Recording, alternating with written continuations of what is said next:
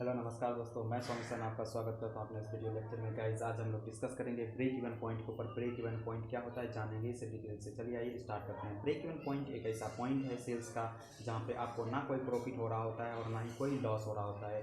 अगर आपने शुरुआती के दौर में अगर 50 यूनिट बनाने में आपके खर्चे आए 50,000 रुपये और आपके जो रेवेन्यू आ रहे हैं वो भी आ रहे हैं 50,000 रुपये, तो ये पॉइंट आपके लिए ब्रेक इवन पॉइंट होगा जहाँ पे आपको ना कोई प्रॉफिट हो रहा होगा और ना कोई लॉस हो रहा होगा। हर कंपनी यह चाहती है कि वो अपने ब्रेक इवन पॉइंट को कितनी जल्द से जल्द क्रॉस कर दे, वो उसके लिए बेहतर होता है, क्योंकि वो जो ब्रेक इवन का पॉइंट है जैसे ही वहाँ से क्रॉस किया तो उसके बाद प्रॉफिट अर्न करने की शुरुआत हो जाती है। तो चलिए आइए शुरू करते हैं कि ब्रेक इवन पॉइंट को कैलकुलेट कौन करती है। ब्रेक इवन पॉइंट को कैलकुलेट करती है आइडेंटिकल प्रोडक्ट बनाने वाली कंपनियां। तो आइडेंटिकल प्रोडक्ट बनाने वाली कंपनियां यह चाहती है कि वो से यह पता चले कि कितने क्वांटिटी को बनाए जिससे उसके पास सारी की सारी कॉस्ट रिकवर हो जाए। इसके लिए ज़रूरत पड़ती है उन्हें ब्रेक इवन एनालिसिस करवाने की। जब वो ब्रेक इवन एनालिसिस करवाती है तो उसे पता चलता है ब्रेक इवन पॉइंट का। जब ये वह पॉइंट का उसे पता चल जाता है जहाँ पर कि उसकी सारी की सारी कॉस्ट कवर हो चुकी होती है। आइडेंटिकल प्रोडक्ट बनाने वाली कंपनियों का कॉस्ट जो होती है वो दो प्रकार के होते हैं, एक होते हैं फिक्स्ड कॉस्ट, एक होते हैं वेरिएबल कॉस्ट। जो फिक्स्ड कॉस्ट होते हैं वो ऐसे कॉस्ट होते हैं जो होने ही होने, आप प्रोडक्ट बनाओ या ना बनाओ या बैठे रहो, ठीक है, तो वहाँ पे आपके वो खर्च होंगे। एग्जांपल के तौर पे मैं समझ सकते हैं जैसे कि इलेक्ट्रिसिटी का बिल हो गया और आपका रेंट हो गया, ये सब फिक्स्ड कॉस्ट होते हैं। और वेरिएबल कॉस्ट वेरी करते हैं अकॉर्डिंग टू प्रोडक्ट।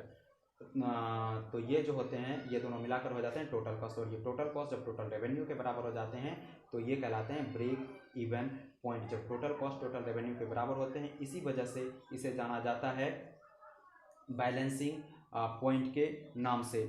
और एक जब नो प्रॉफिट नो लॉस हो जाती है तो इस वजह से नाम से जानते हैं, इसीलिए इसे जानते हैं इक्विलिब्रियम पॉइंट के नाम से।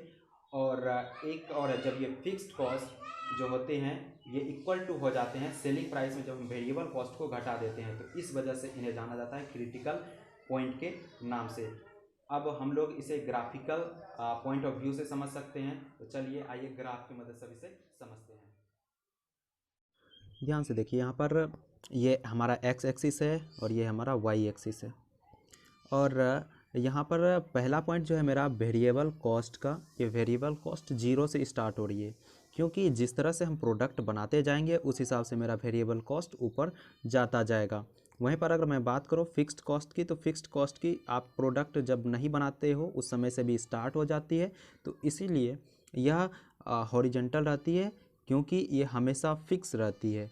तो यहाँ तक मैंने बात कर ली फिक्स्ड कॉस्ट की। और जो रेवेन्यू है, रेवेन्यू भी 0 से स्टार्ट हो रही है। 0 से इसलिए स्टार्ट हो रही है क्योंकि आपने जब ना सेल करेंगे उस समय से आप के रेवेन्यू के पैसे आएंगे। और टोटल कॉस्ट जो होते हैं या वेरिएबल कॉस्ट और फिक्स्ड कॉस्ट को जोड़ने के बाद आते हैं। और जब हमारा ये टोटल कॉस्ट का देख रहे हैं ये कर्व है और ये रेवेन्यू का कर्व है, जब ये दोनों इंटरसेक्ट करते हैं तो यहाँ पर जो इंटरसेक्ट किए तो ये हमारा हो जाता है ब्रेक इवन पॉइंट। और जैसे यहाँ पर क्रॉस किया और जो ये वाला हिस्सा है ये हमारा प्रॉफिट का हो जाता है, और उससे पहले यहाँ पर देखिए हमें लॉस हो रहा होता है।